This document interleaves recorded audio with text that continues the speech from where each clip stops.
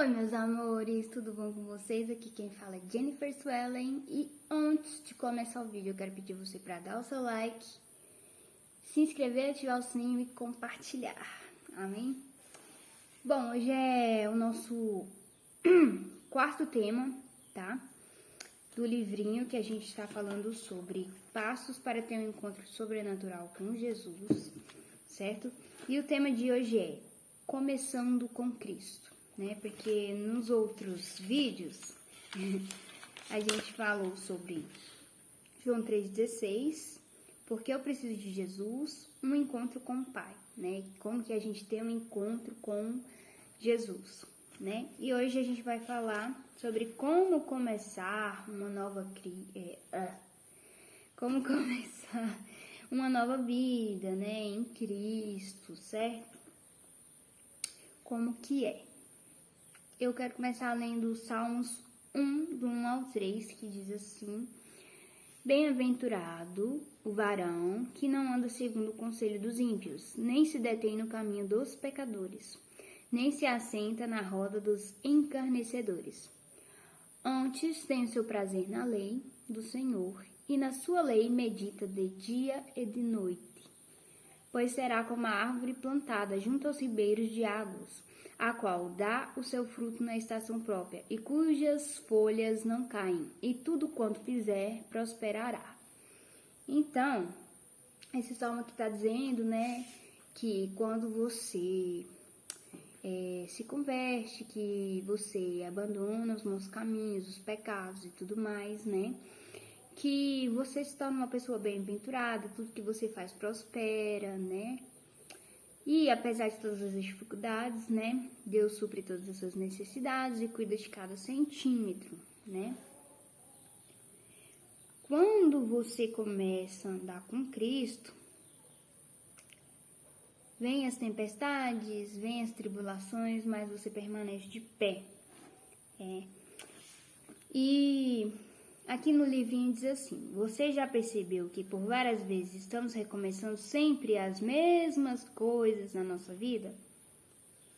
É o homem e a mulher infeliz, no primeiro, segundo e até no terceiro casamento, que ainda andam em busca da felicidade em mais de um relacionamento amoroso. É o viciado em drogas e álcool, que está sempre recomeçando alguma coisa na vida destruída pelos vícios. É a pessoa que se muda de um lugar para o outro tentando recomeçar a vida profissional. Ainda existem aqueles que esperam o início de um ano novo. Aquela famosa história, ano novo, vida nova, mas nunca muda nada, né? Crendo que a simples troca de calendário será o suficiente para ter no próximo ano o que não tiveram no anterior. Muitas pessoas estão sendo fracassadas em seus novos começos, porém com Cristo significa viver uma vida nova. Então, eu vou te falar um segredo. Você tentar mudar sozinho, você não vai conseguir nunca. Nunca. Porque a Bíblia diz: sem mim, nada podeis fazer. Então, quem está esperando os vícios acabar, quem está esperando o relacionamento se consertar para poder procurar Cristo, tá perdendo seu tempo. Tá perdendo, porque você só vai conseguir mudar o seu relacionamento, o seu casamento, a sua vida financeira, esses vícios, você só vai conseguir vencer tudo isso com Cristo. Sem Ele, não tem como. Aí o primeiro tema aqui, né, depois da introdução, diz assim: Cristo vive em você.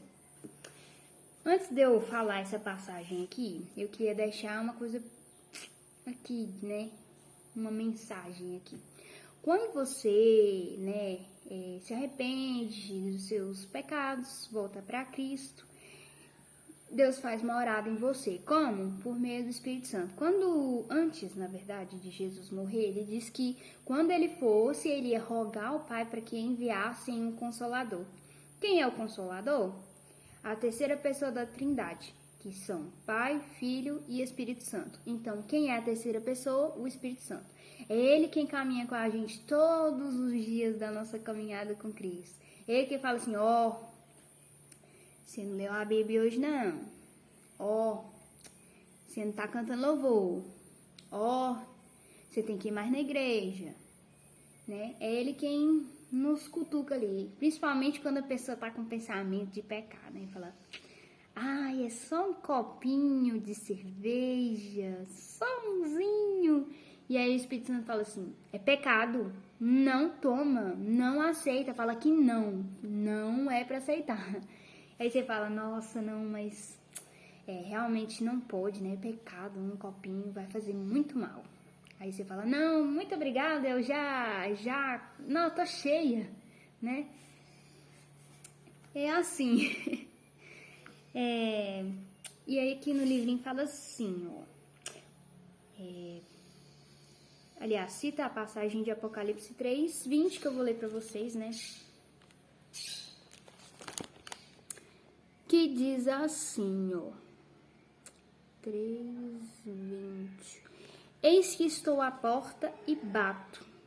Se alguém ouvir a minha voz e abrir a porta, entrarei em sua casa e com ele cearei, e ele comigo. Ou seja, Jesus vai chegar invadindo, não, tá? Tipo assim, tô chegando, abre a porta que eu tô entrando, que eu vou mudar sua vida e pronto. Não. Primeiro você tem que querer, primeiro você tem que falar, olha, Deus, eu percebi que eu tava errado, que eu passei a minha vida inteira fazendo isso errado, e eu quero mudar, então o Senhor me ajuda, por favor? Ou seja, você está abrindo a porta da sua vida e falando, Deus, a partir de hoje é o Senhor que vai mandar aqui, que vai me orientar, porque até que eu fiz tudo errado, então me ensina a fazer certo. Né? E aí aqui no livrinho fala, como lemos, né, nessa passagem, quando você abre seu coração para Jesus, recebe o Filho de Deus como seu único Salvador, de acordo com as Escrituras, você agora é um filho de Deus e Jesus habita em você. Jesus não está pendurado na parede de uma igreja, né? Nem na cruz, como algumas religiões dizem, né? Ele está dentro do seu coração. Na verdade, ele está sentado à direita de Deus Pai, né? Mas o Espírito Santo está aqui com a gente, nos consolando, nos guiando, nos direcionando, nos ajudando a resistir às tentações, né?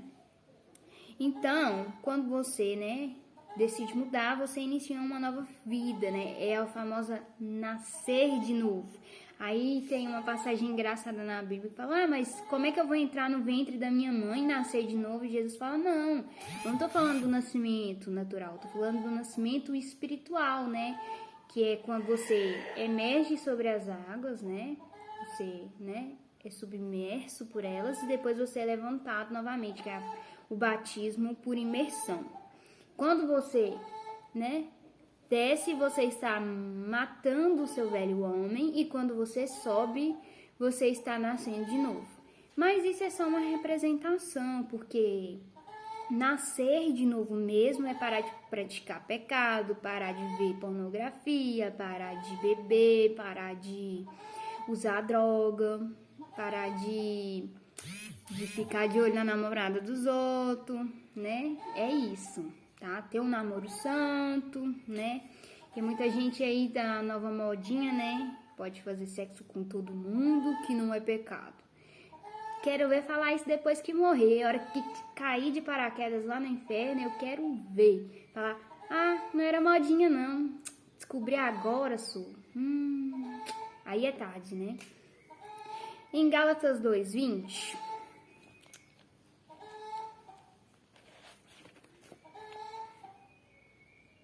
diz assim, já estou crucificado com Cristo e vivo não mais eu, mas Cristo vive em mim. E a vida que agora vivo na carne, vivo-a na fé do Filho de Deus, o qual me amou e se entregou a si mesmo por mim. Então, né, quando você aceita Jesus, é como se você estivesse dizendo algo mais ou menos assim. Deus, a partir de hoje eu vou crucificar minha carne todos os dias. Eu vou evitar pecar, eu vou evitar ver isso, aquilo, não vou fazer mais isso, aquilo, tá? E eu vou carregar minha cruz, né? Porque Jesus diz lá na Bíblia, quem quiser vir após mim, negue-se a si mesmo. O que é negar a si mesmo? Eu tô com vontade de fazer sexo, mas não vou fazer não, porque Deus diz pra mim negar a mim mesmo, né? Negar os desejos do meu coração. Tô com vontade de beber, nossa, tá com uma cara tão boa. Não, mas eu não vou beber não, porque Jesus disse para mim negar a mim mesmo e seguir ele, né? E Jesus não bebia, então também não vou beber não. É mais ou menos assim. É como se todos os dias você tivesse que decidir: eu não vou fazer, eu não vou fazer. E é assim, gente. Todo dia a gente sofre tentação, todo dia a gente tem que ficar resistindo mesmo, porque não é fácil. Quem falar que é fácil tá mentindo. Quem falar que conseguiu vencer vício sozinho tá mentindo. Tá?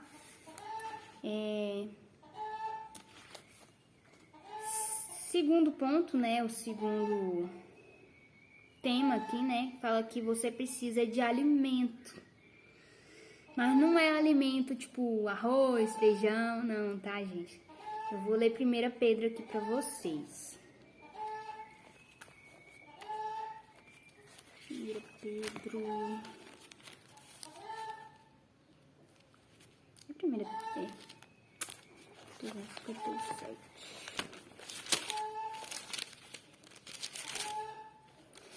1 Pedro 2, versículo 2, que diz assim: desejai afetuosamente como meninos novamente nascidos o leite racional, não falsificado, para que por ele vades crescendo. Quando uma criança nasce, o que ela precisa? De leite. Não tem como você dar carne para uma criança que não tem dente, né? E conforme ela vai crescendo, você vai inserindo alguns alimentos na alimentação dela. Então, por exemplo, não tem como uma pessoa que converteu ontem expulsar um demônio hoje, por exemplo. Não tem como uma pessoa que converteu ontem começar a pregar amanhã, por exemplo. Então, primeiro, né, você se converte, aprende o que é certo, o que é errado e vai caminhando. E aí, conforme você vai caminhando, Deus revela para você o seu, como é que fala, gente? Chamado, né? Chamado. Deus revela o seu chamado para sua vida, se é cantar louvor na igreja, se é profetizar, se é libertar, né, a vida das pessoas, expulsar demônio, orar, interceder, né? Então, conforme você vai caminhando, Deus revela para você o seu chamado. E primeiro, ele manda, né, os desertos, assim como na vida de Jesus. Vocês conhecem aquela passagem, né? Que quando Jesus começou, né, o seu ministério, o Espírito Santo levou ele para o deserto. E ele foi tentado. Então, vem a tentação, vem a tribulação, né? E aí Deus vai nos testando, nos purificando, nos preparando para o nosso chamado, certo? Então, tem todo um processo ali, né, do início até o fim, né? E é basicamente assim, tá? Você não chega e pá, não. Você vai caminhando devagarzinho e Deus vai te preparando, né? Às vezes você pensa, ai, nossa, minha vida tá difícil e tal. Porque sim, chamado tem preço e é um preço alto, tá? Mas não é preço alto assim de sacrificar ninguém, não, tá, gente? É assim, tipo, suponhamos, uma pessoa te insulta, te maltrata, te xinga e você, né, tem que, até você adquirir, né, porque é muito difícil ter esse nível de paciência, de ignorar o que aquela pessoa falou, né, e tratar ela bem como se não tivesse acontecido nada. É muito difícil tratar bem com mal. Aliás, tratar o mal com bem é o contrário, tá? É muito difícil, muito difícil. Acho que essa é a parte mais difícil de toda a caminhada, você escutar um insulto calado. E lá em Pilatos, né, aliás, lá naquela passagem que Jesus está com Pilatos, Pilatos insulta ele de tudo que é nome, ele fica calado. E pra mim, eu fico viajando nessa passagem, porque eu falo, Jesus, como que o Senhor conseguiu ficar calado diante de tantos insultos? O Senhor sendo rei, dono do mundo, né? E aguenta tudo isso calado, sabe? Aí é que vem, né? Ser humilde, né? Aguentar, né? Não tratar a pessoa, porque cada um oferece aquilo que tem de melhor. Então, oferece o melhor que você tem. A pessoa, às vezes, até vai ficar com peso na consciência e fala, nossa, eu tratei ela mal. Nossa, vou pedir desculpa. Tem gente que não, né? Porque, às vezes, o egocentrismo fala mais alto. Mas, releva. Aí, aqui fala assim, ó. Você se tornou um filho de Deus, nasceu em sua família. Sendo assim, agora é necessário que seja fortalecido para conservar, livre dos violentos ataques de Satanás. Os ataques malignos assumem diversas formas. A palavra de Deus é a única arma para um começo de vida vitoriosa. Em Mateus capítulo 4, Satanás tentou Jesus de 3 formas diferentes. Eu vou ler aqui para vocês, mas antes eu quero deixar bem claro assim, gente, que durante a caminhada Satanás vai tentar de tudo, literalmente tudo. Ele vai usar sua mãe, seu pai, seu irmão, seus amigos próximos, as pessoas que você ama para destruir com você. Às vezes você até percebe, eu até percebo quando é minha mãe e quando não é minha mãe, por exemplo. Nossa, gente, Satanás é muito astuto. Tipo assim, você tá assim de boa, de repente alguém te xinga sem motivo nenhum, por exemplo. Gente, é umas coisas muito macabras, muito sem noção, sabe? Em Mateus 4, 1 ao 11, né, que tá falando aqui, conta a história, né, que Jesus foi tentado no deserto, que foi a primeira tentação, né, uma das maiores tentações, que o diabo oferece para ele, né, riquezas, reinos, e insulta ele também, né, fala assim, você é o filho de Deus, tá passando fome, por que você não faz essa pedra virar pão?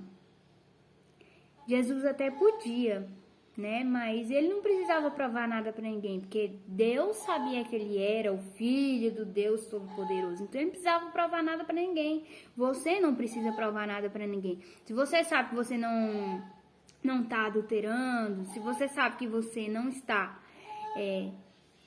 roubando, matando, se alguém te insultar e falar, você é um ladrão, você é um assassino, você tem a livre consciência que você não fez aquilo, você fica tranquilo, ignora, entendeu? Você não precisa, nunca precisou provar nada pra ninguém, você não há necessidade, tá? Aí aqui diz assim, a palavra de Deus é o alimento espiritual que nos fortalece para dizer ao inimigo, está escrito na Bíblia, está escrito isso. Às vezes o inimigo fala assim, você não tem valor nenhum. E você diz, mas está escrito na Bíblia que eu sou mais raro que o ouro puro de Ofir, né? Está escrito que eu sou valoroso para Deus, né? Aí ele fala assim, que você é um perdedor, que você não consegue nada na vida. E lá na Bíblia está dizendo, você é mais do que vencedor em Cristo Jesus. Então, lê bastante a Bíblia, usa bastante ela, né? Porque tá tudo na Bíblia, gente, é só ler. E aí diz assim, é importante você começar a ler a Bíblia. Então, o que é o nosso alimento espiritual? A Bíblia, por quê? A fé vem pelo ouvir a palavra de Deus, isso está na Bíblia, tá? Então, se você lê, né, você vai adquirindo fé. Por quê? Um exemplo. A história de Jó, né? Jó perdeu tudo, né? Ele perdeu filho, ele perdeu bens, ele perdeu a fazenda, ele perdeu riqueza, mas ele permaneceu em Cristo, ele permaneceu glorificando, mesmo, sabe assim, tipo assim, ó, acabei de ir à falência, glória a Deus. Perdi meu filho, glória a Deus. É muito difícil também glorificar na dor, mas olha o tanto que Deus é bom. Deus honrou o fato dele ter glorificado na dor. Deus restituiu tudo em dobro para ele. Então, ainda que seja difícil, permaneça, porque Deus vai restituir em dobro. Amém? Então, aqui tá dando uma dica que a gente iniciar pelo Evangelho de João, né? No caso, pelo Novo Testamento, porque o Antigo é mais difícil de interpretar. Eu comecei lendo em Mateus, né, gente? Fui lendo até, né? A passagem que eu mais gostava de ler era Apocalipse, né? Porque eu, na época, ainda não era convertida e eu gostava muito de ler Apocalipse. Como que o mundo ia acabar, o que que ia acontecer, o que que precisava fazer para poder ser arrebatado. Eu gostava muito, gosto muito, né? De Apocalipse. Pra mim, é a melhor parte da história, gente. E aí eu li, né? De Mateus pra frente e depois eu comecei lendo de Gênesis adiante, né? Mas é muito bom, gente. Ler a Bíblia é muito bom. E tem umas histórias incríveis, tipo multiplicação de pães, né? Quando Pedro anda sobre as águas. Ai, gente, eu amo, viu? O terceiro ponto aqui, né? Terceiro tema. Fala que você tem um novo guia. Aí eu vou ler pra vocês Romanos 14. Aliás, 8 do 14 ao 17.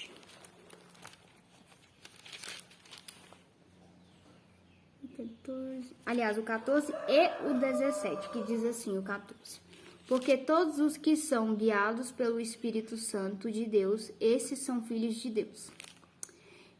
E o 17 fala assim, e se nós somos filhos, somos logo herdeiros também, herdeiros de Deus, co-herdeiros de Cristo, se é certo que com Ele padecemos, para que também com Ele sejamos glorificados. Então, assim,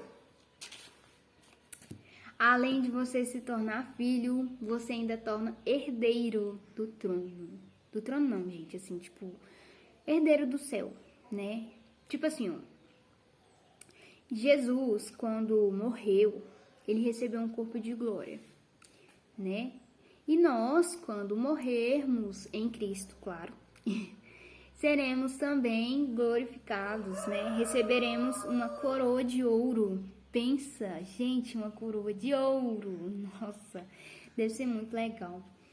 E, gente, se você ler em Apocalipse, acho que é a Nova Jerusalém que eles falam, que vai ser um lugar que Deus está criando, né? Pra quando ele vier arrebatar a igreja. Gente, a cidade é toda de ouro, sabe? Nossa, deve ser muito lindo, muito lindo. Se eu não me engano, tem um rio, né, de águas cristalinas. Eu não tenho certeza, mas depois eu volto para confirmar. Mas é muito bonito, né, gente? Uma cidade toda de ouro, você com uma coroa de ouro. Nossa, gente, não vai haver dor, não vai haver sofrimento, não vai haver morte. Gente, pra que é melhor? Olha quanta raiva que a gente passa durante o dia. Um trânsito já é suficiente para tirar a gente do sério. E aí ainda tem, né, as pessoas que precisam rebaixar todo mundo, tem as brigas, as tretas. Nossa, é tanto problema, tanta conta para pagar. Não vai ter conta para pagar lá no céu, né? Não vai ter, né? Não vai ter que eu não sei se isso aí eu não sei. Mas, gente, só de não ter dor, não ter sofrimento, não ter morte, você ficar... Nossa, gente, vai ser muito bom. Aí, aqui fala assim. O que falamos ou fazemos é fruto dos nossos pensamentos. Você já ouviu aquela história? A boca fala do que o coração está cheio. Se uma pessoa fala só palavrão, fala só, né? Sinal que o coração dela tá cheio de coisa ruim, né? Agora, se uma pessoa fala bênção, fala, vai dar certo sim... né, começa a falar coisas boas, é porque ela tem um coração bom, é porque ela, né, tá cheia de coisas boas, né. Se nossos pensamentos forem influenciados negativamente, eles nos encaminharão para a destruição. Porém, se os nossos pensamentos forem influenciados positivamente, eles nos encaminharão ao triunfo. Vou contar um segredo para vocês. A palavra tem poder, viu? Se você falar assim, por exemplo, hoje meu dia vai ser péssimo. O dia vai ser péssimo porque você profetizou maldição, você profetizou que ia ser ruim, que não ia dar certo. Como é que você quer que dê certo se você profetizou coisa ruim? Agora você fala assim, o dia não começou bem, mas vai dar tudo certo. Em nome de Jesus vai dar certo. Sim, eu vou ter um dia abençoado, né? Vai correr tudo maravilhoso. Você tem o dia mais incrível da sua vida, porque a palavra tem poder, gente. Para maldição ou para bênção. Então, profetiza bênção, né, gente? Para dar tudo certo. Aí diz assim que quando a gente inicia uma nova vida com Cristo, o Espírito Santo passa a nos ajudar a tomar as decisões certas. Porque quando você toma decisão sozinho, a probabilidade disso dar errado é grande, viu? Mas começa a entregar para Deus, entrega sua casa, sua vida, seus problemas, né? Entrega seu relacionamento, entrega seus filhos, entrega tudo. Fala assim, pai, toma aqui, ó. Cuida pra mim, porque todas as vezes que eu cuidei deu errado. Então, cuida pra mim que vai dar certo. E confia. Tenha fé, porque se você não tiver fé, você fala, será que vai dar certo mesmo? Aí você puxa, né? Será? Aí começa a dar errado. É mais ou menos como se Jesus estivesse dirigindo o carro da sua vida e que você não soubesse dirigir. Aí você pegar a direção não vai dar certo, né? É mais ou menos assim. Concluindo, né? Começar com Cristo uma nova vida significa que as coisas velhas vão ficar para trás. E tudo vai se fazendo novo. Este processo de transformação se dá como o de uma lagarta. A lagartinha, né, gente? É uma lagartinha feia, né? Rastejante, sai comendo poeira pra todo canto. Muito feia, né? Aí depois ela passa, né, por uma metamorfose. E depois daquela transformação, ela sai uma linda borboleta, né? Maravilhosa, né? Voando, pá. Nossa, muito fofo uma borboleta, gente. Então, é basicamente isso que acontece. A gente é uma lagartinha feia antes de conhecer Jesus. E quando a gente conhece Jesus, nasce uma linda borboleta. Amém? Muitas das vezes, né, você se torna até irreconhecível. A pessoa fala, nossa, mas essa não era aquela menina que usava droga? Nossa, mas essa não é aquela menina que ficava até de madrugada nas farras? Mas essa não era aquela menina que pegava todo mundo? E aí as pessoas falam, nossa, mas ela mudou, né? Será que aconteceu? Nossa, mas ela tá tão legal, mudou. Nossa! Aí as pessoas começam a perceber em você que você tá diferente, que você tem um brilho diferente, e esse brilho diferente que tem em você é Jesus, lá do seu coraçãozinho. Amém? Bom, a palavra de hoje foi isso. Espero que vocês tenham gostado. Um beijo, gente. E antes de eu sair, não esquece de dar o seu like, se inscrever, ativar o sininho e compartilhar, tá bom? Tchau!